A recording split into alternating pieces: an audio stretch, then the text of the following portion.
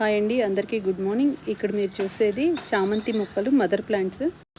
నేను మళ్ళీ సీజన్ వచ్చే వరకు ఈ మదర్ ప్లాంట్స్ అయితే పాట్స్లో ఉంచనండి. ఎందుకంటే ఇవి ఫ్లవరింగ్ వచ్చినా చూడడానికి అంత అందంగా ఉండవు. మనం చిన్న సాప్లింగ్స్ 2 to 3 ఇంచ్ సాప్లింగ్స్ నాటుకున్న సీజన్ వచ్చే వరకు ఒక్కొక్క సాప్లింగ్ బుషీగా అయ్యి వందలలో ఫ్లవర్స్ వస్తాయి. ఇవి అనుకోండి మనకు పాట్స్లో ఉన్న అటొకటి ఇటొకటి పోయాయి కదా కొమ్మలు, వాటికి ఫ్లవరింగ్ వచ్చినా అంత అందంగా ఉండదు. ఆ మొక్కలన్నీ తీసి ఈ విధంగా నేను ల్యాండ్లో పెడతాను. మొత్తం ఇలా సాయిల్లో పెట్టేసామంటే ఒక్కొక్క మొక్క బుషీగా అవుతుంది.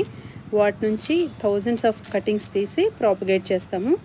ఈ మొక్కలు ఎందుకు ఇంత దగ్గరగా పెట్టాను అంటే ఎక్కువ షేడ్స్ మనము డెవలప్ చేసుకోవచ్చండి. మన దగ్గర లేని కలర్స్ కూడా ఈ విధంగా పెట్టి క్రియేట్ చేసుకోవచ్చు. ఎప్పుడైనా మనం మొక్కలు దగ్గర పెట్టామనుకోండి, లోపల సాయిల్లో ఉన్న రూట్స్ మర్జ్ అయిపోయి డిఫరెంట్ కలర్ వస్తుంది. సపోజ్ ఒక ఆరెంజ్, ఒక ఎల్లో పెట్టామనుకోండి, మనకు ఫ్లవర్స్ వచ్చే వరకు ఒక డిఫరెంట్ కలర్ ఫామ్ అయిపోతుంది. అందుకనే మీ దగ్గర ఉన్న మొక్కలు మీకు బాగా నచ్చిన కలర్స్ అనుకోండి, దూరంగా పెట్టుకోండి. అలాగే కొత్త కలర్స్ డెవలప్ చేసుకోవాలి అనుకుంటే ఈ విధంగా దగ్గరగా పెట్టండి. మనము ఒరిజినల్ కలర్స్ కొన్ని ఎప్పటికైనా దూరంగా పెట్టుకొని ఇంకా కొత్త కలర్స్ డెవలప్ చేసుకోవాలి అంటే ఈ విధంగా దగ్గరగా పెట్టుకోండి. రూట్స్ అన్నీ మర్జ్ అయిపోయి డిఫరెంట్ కలర్ ఫ్లవర్స్ ఫామ్ అవుతాయి.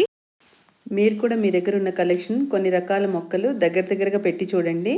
మీ దగ్గర లేని షేడ్స్ ఫామ్ అవుతాయి. ఎందుకంటే లోపల సాయిల్లో రూట్స్ అన్నీ కలిసిపోతాయి కదా, దానివల్ల మనకు డబల్ షేడ్ ఫ్లవర్స్ అంటే డిఫరెంట్ కలర్స్, మనం ముగ్గులో వేసుకునే రంగులు ఉంటాయి కదండి, అవన్నీ మనకు మిక్స్ చేస్తే వేరే కలర్స్ ఎలా ఫామ్ అవుతాయో ఇవి కూడా డిఫరెంట్ షేడ్స్ వస్తాయి దగ్గరగా పెట్టుకుంటే.